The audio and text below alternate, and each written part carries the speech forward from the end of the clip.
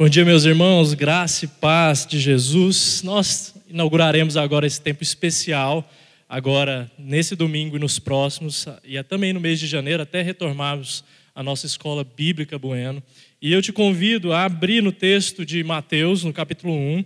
Nós vamos ler os versos de 18 a 24. Eu vou te explicar um pouco mais do programa que nós teremos aqui juntos, mas pode ficar à vontade para abrir a sua Bíblia ou acessá-la, ou acompanhar o texto aqui na projeção.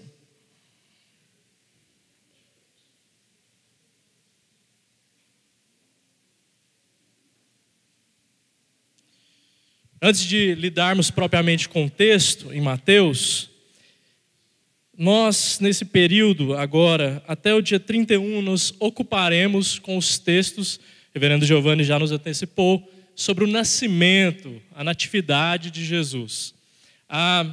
Existe uma palavrinha chamada advento, que ela tanto marca um calendário litúrgico na cristandade, quanto também é um termo teológico para falar sobre o nascimento de Jesus.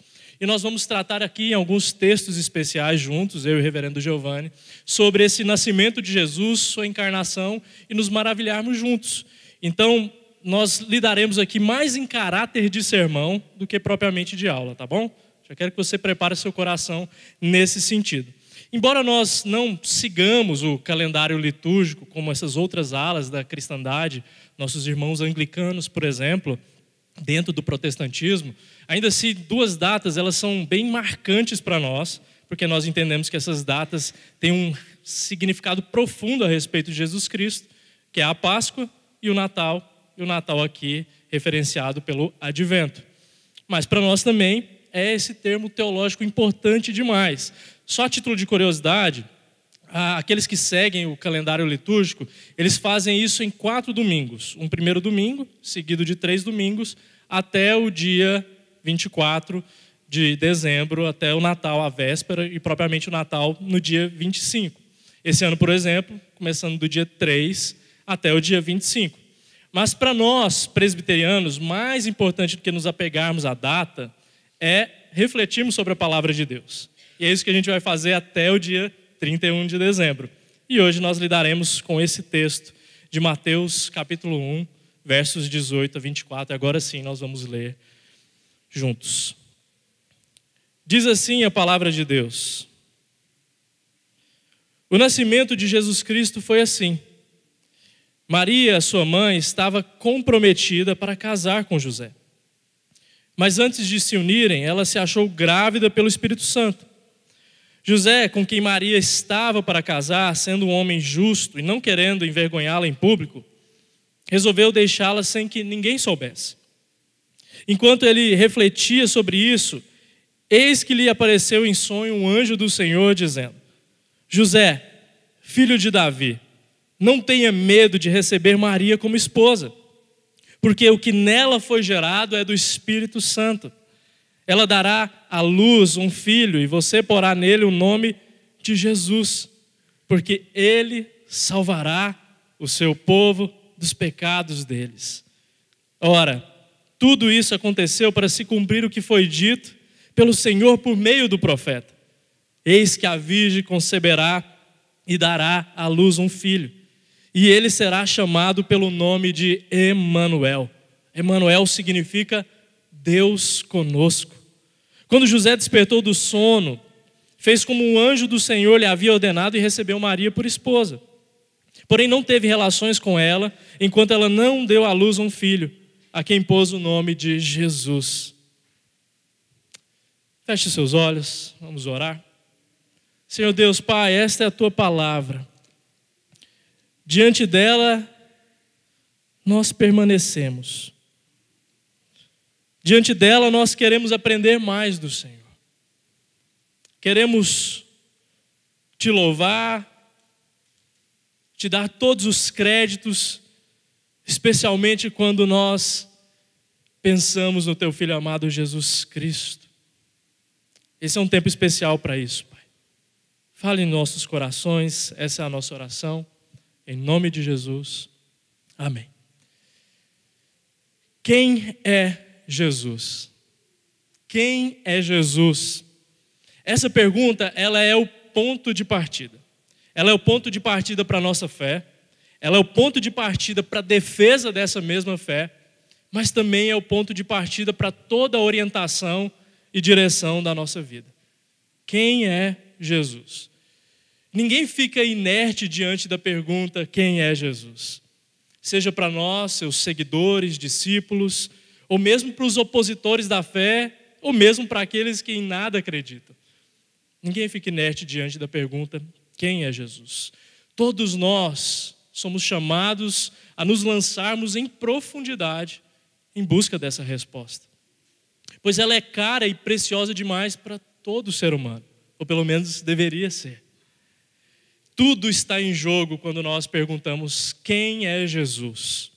Vida e morte, vida após a morte, morte após a morte, carreira, filhos, solteirice ou casamento, prazer ou dor, alegria ou tristeza, tudo está em jogo quando nós perguntamos e buscamos a resposta: quem é Jesus? Mas graças a Deus que nós não buscamos num vazio ou num escuro. Deus se revelou de maneira maravilhosa através das Escrituras, especialmente na pessoa de Jesus. Nós não ficamos então buscando respostas, tateando no escuro, na filosofia ou em qualquer outro recurso humano limitado e impotente diante de uma pergunta tão suprema. Então deixe-me começar tirando os arbustos e as pedras no caminho, para então ficarmos apenas com a palavra de Deus, contemplando e maravilhados apenas com a palavra de Deus. Quem Jesus não é? Vamos começar respondendo essa pergunta? Quem Jesus não é? Jesus não é um espírito evoluído para servir de guia ou de modelo para seres humanos em busca de uma perfeição própria, como diz o Espiritismo e outras religiões de orientação espiritualista. Jesus não é ou não foi simplesmente um rabino muito proeminente e cheio de discípulos que fez escola em Israel, como diz o judaísmo. Jesus não é um profeta de grande estirpe e grande mensageiro de Alá, como diz o islamismo. Jesus não é um homem especial que Deus, o Pai, em um determinado momento, decidiu compartilhar sua divindade, como diziam os hereges dos primeiros séculos da igreja. Mas Jesus também não é simplesmente um cara legal e diferentão que apareceu há cerca de 2000 anos atrás. Jesus não é um subversivo do programa e da agenda de Israel ou de Roma, que ganhou notoriedade por ser um pacifista. Jesus não é o Jesus nos moldes de qualquer um de nós, feito à mão e à construção das nossas vontades, em pautas, ideologias ou qualquer coisa que nós queremos abraçar. Jesus não é essa pessoa. Jesus é o Filho de Deus, sendo Ele a imagem perfeita do Deus invisível. Jesus é Deus, o Deus encarnado. Jesus e o Pai são um. Quem vê Jesus vê o Pai. Jesus é a vida e a ressurreição. Jesus é o pão da vida, e a quem Ele vier não terá mais fome ou sede. Jesus é o caminho, a verdade e a vida, o alfa e o ômega. É o Cordeiro de Deus, é o Rei das nações, é a luz do mundo, o sumo sacerdote, o leão da tribo de Judá, é o Verbo, o Logos, é o Filho do homem, o Filho de Davi. Tem mais algumas características e atribuições de Jesus? Tem, meus irmãos. Essa não é nem metade da lista que o Novo Testamento traz a respeito de Jesus. E olha que eu nem falei das atribuições do Antigo Testamento. Veja quantas características, atribuições e termos maravilhosos para Jesus. Esse é o Jesus que dá o verdadeiro sentido escondido do Natal. Época em que o consumo, a figura do Papai Noel, a fartura da ceia, são as fixações do mundo. Mas nós somos presenteados com o verdadeiro sentido do Natal, onde às vezes a gente até encontra os ecos de amor, de esperança, nos lares, nas luzes, mas em Jesus nós definitivamente encontramos o autor da vida. E o texto nos responde: quem é Jesus? Com 3 apontamentos que mudam toda a história dos homens. 3 apontamentos, mas que mudam toda a história dos homens. Primeiro, o texto nos diz que Jesus é nascido de virgem, pela obra do Espírito Santo. Isso demarca e delimita 2 coisas para nós: que Jesus é divino, ou seja, que Ele é Deus, e que Ele foi concebido, Ele se encarnou sem pecado. E a gente precisa entender essas 2 questões. Primeiro, que Ele é divino, ou seja, que Jesus é Deus. José e Maria tinham ali um equivalente a um contrato de casamento. É diferente do noivado moderno que nós temos hoje, que um rompimento não gera tantos custos perante a sociedade. Mas ali no costume judaico, aquele período, digamos, de noivado já era um contrato muito assertivo de casamento. E de modo que romper ali já era considerado, inclusive, um rompimento de um casamento. Esse período que José e Maria se encontravam era somente à espera das festas, das festividades de casamento e das núpcias. Mas eles já estavam apalavrados de uma maneira muito fidedigna na cultura judaica quanto ao seu casamento. E é nesse estágio que José se depara com o anjo do Senhor, lhe dizendo para não abandonar esse compromisso de casamento, porque aquele que viria de Maria, dessa gravidez, não era fruto de um adultério, mas era uma concepção miraculosa do Espírito Santo. Isso é sem precedentes na história passada e na história futura. E não foram poucos os teólogos e os hereges do passado que contaminaram uma visão de nascimento virginal. Por exemplo, lá no século V, nós tivemos a figura de Nestor, que iniciou um movimento de nestorianismo, que significava que ele não cria nesse nascimento virginal, mas que Jesus tinha sido um homem concebido de relação sexual entre José e Maria, mas que num determinado momento, no batismo feito por João Batista, ali a divindade desceu em Jesus. Essa foi uma corrente herética ali no V século na história da igreja. E esse foi só talvez o começo de várias linhas de pensamento teológico que não atribuíam a divindade de Jesus desde sempre.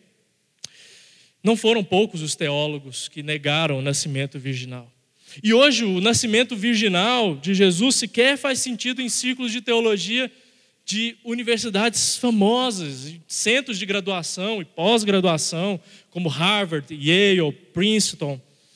Isso só para citar a América do Norte, que é da onde nós derivamos. Mas a Europa toda varrida por um pensamento de que o nascimento virginal não faz sentido. Isso, meus irmãos, é uma matéria propriamente de fé. Ou seja, faz necessário que nós creiamos nisso. E a nossa fé está fundamentada nessa doutrina também.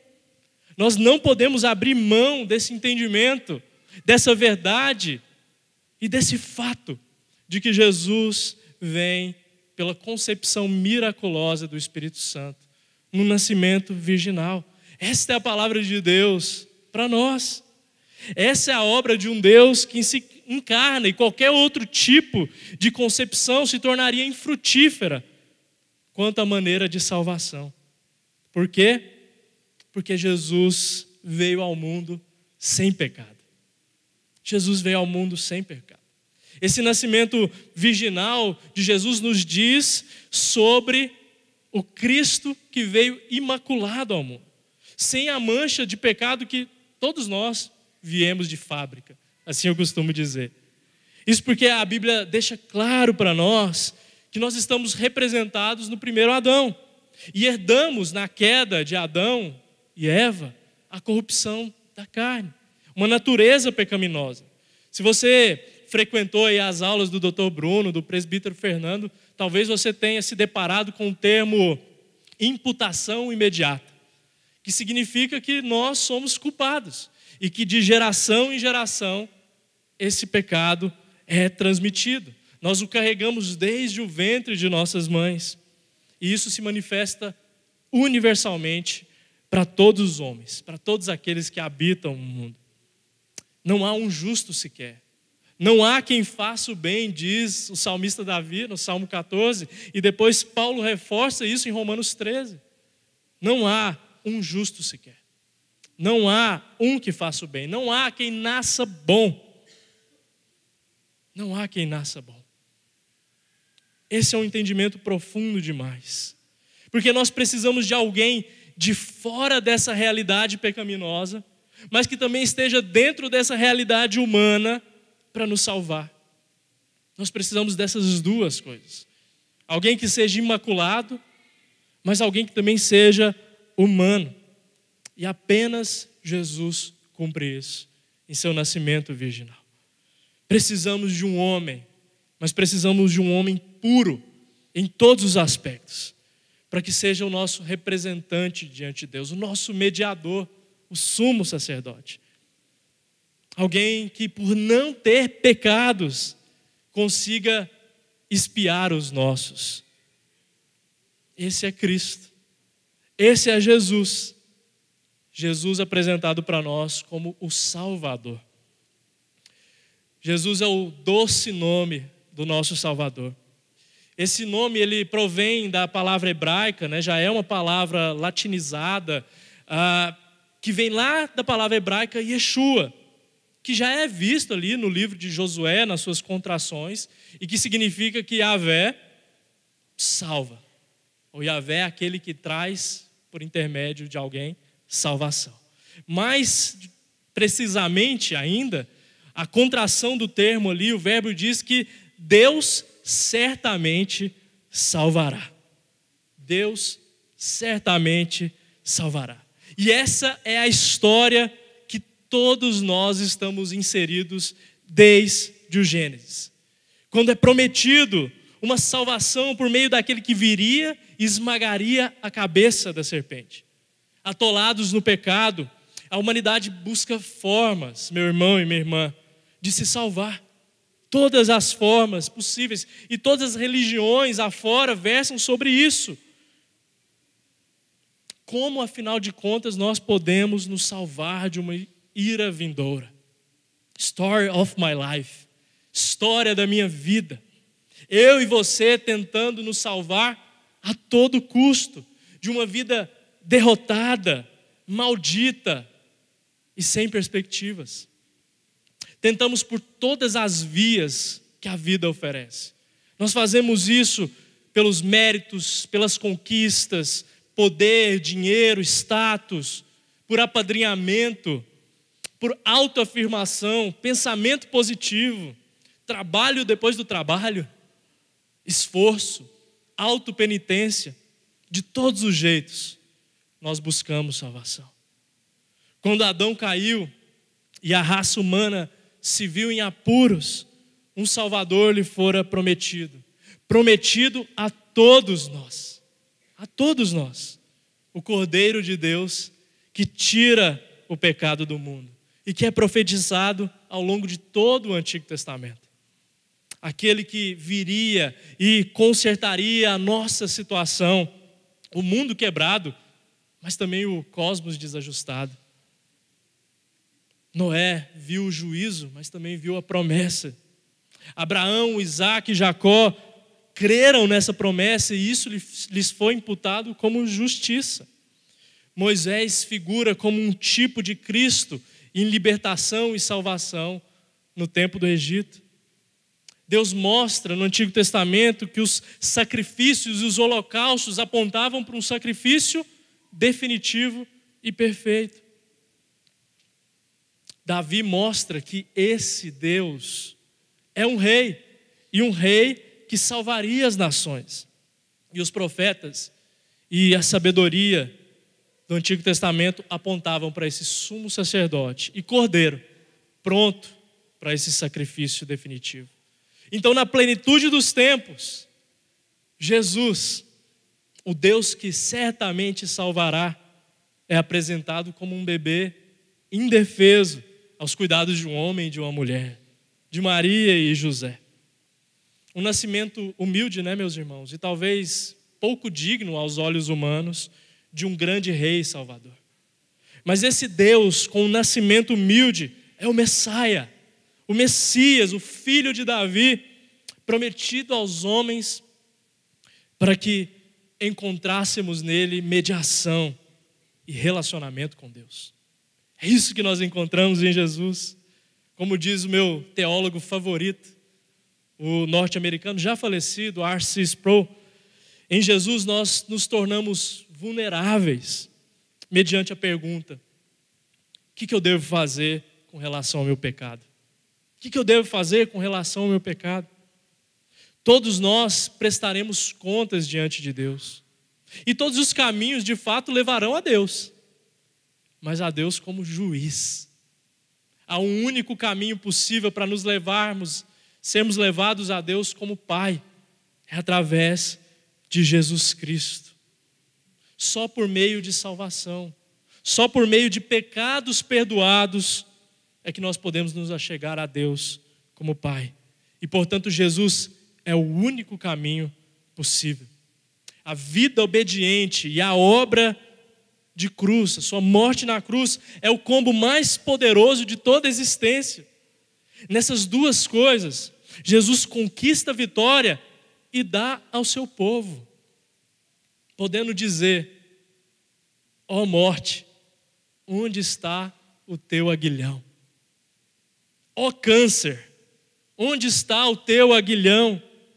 Ó depressão, onde está o teu aguilhão? Ó fracasso, onde está o teu aguilhão? Jesus nos salva de nós mesmos, nos tira e nos resgata de um império que a palavra de Deus nos diz que é um império de trevas e das trevas, mas nos transporta para um reino de amor, de paz, de alegria, mesmo em meio à dor e ao sofrimento. Mesmo em meio a dias nebulosos, escuros da alma, dias que a gente não consegue entender muito bem o que Deus está fazendo na nossa vida. Mas ainda assim, é através do seu sacrifício, da sua vida obediente, que nós somos transportados para uma comunhão com o Pai. E isso dá profundo significado a toda a nossa vida. Isso nos diz, terceiro aspecto, importantíssimo aqui no texto, que Jesus é contigo, que Jesus é comigo, que Deus é conosco. Emanuel. Jesus é o Emanuel, o Deus conosco. O evangelista Mateus começa aqui uma longa série de profecias do Antigo Testamento, demonstrando que o Messias esperado é de fato Jesus Cristo. E aqui nós temos Isaías, capítulo 7, verso 14. Nos dizendo que esse Jesus é o Emanuel prometido. Nome precioso, viu, diácono Emanuel? Não sei se está por aqui, se está ouvindo a mensagem. Nome precioso demais. Deus é conosco. Desde o Antigo Testamento é prometido que esse Deus habitará conosco. De maneira protótipa e mesmo arquétipa, ou seja, como um tipo. Depois da queda, o tabernáculo é um símbolo disso.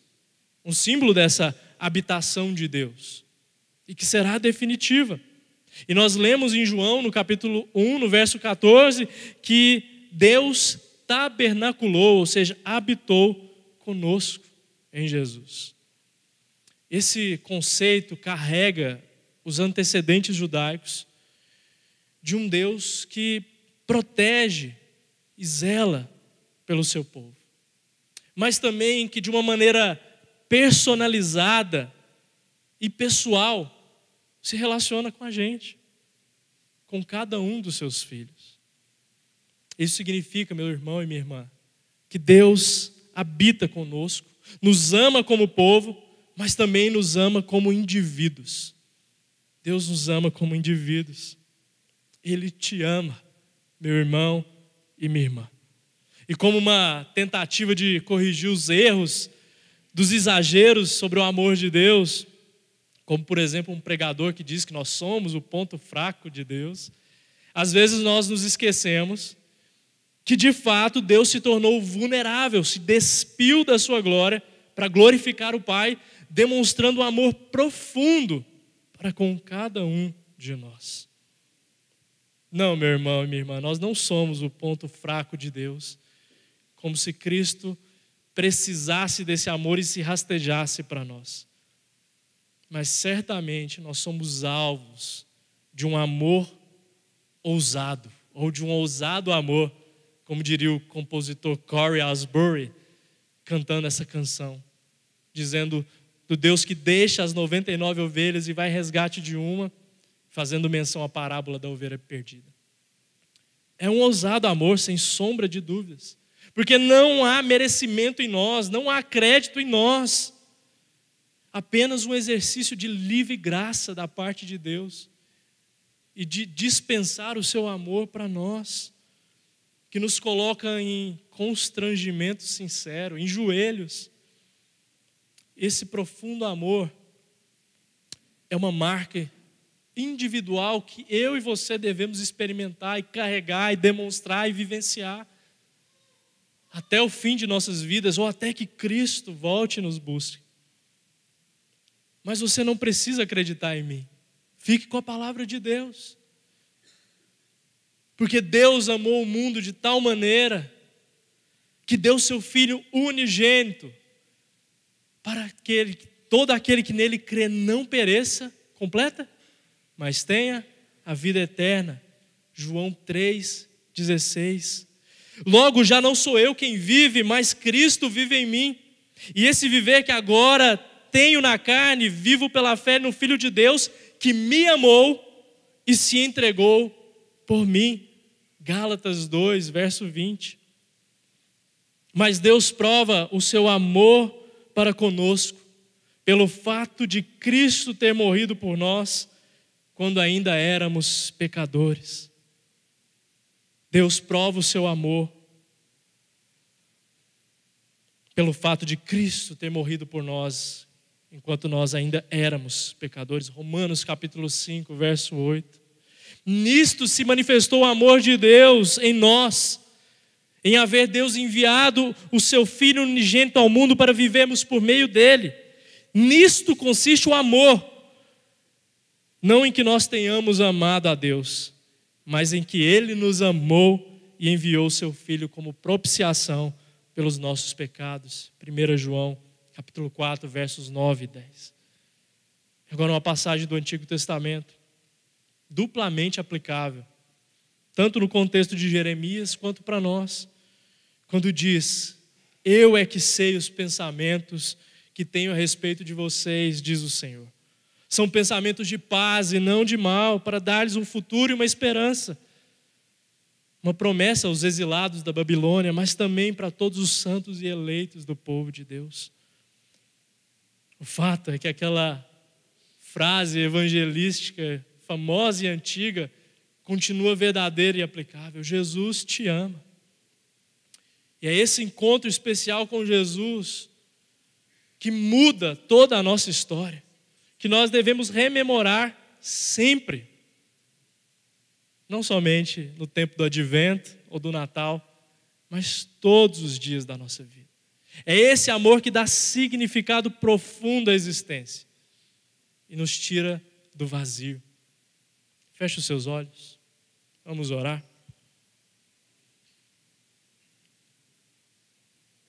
Deus de amor, Pai querido, agora cedo nós cantamos sobre o seu amor. Mais tarde faremos o mesmo, ainda reunido como irmãos, como igreja local. Senhor, quando nos deparamos com textos como este, que fala do teu Filho amado, nosso Senhor e Salvador Jesus Cristo, há uma única postura possível para quem entendeu a verdade. É se prostrar diante de ti.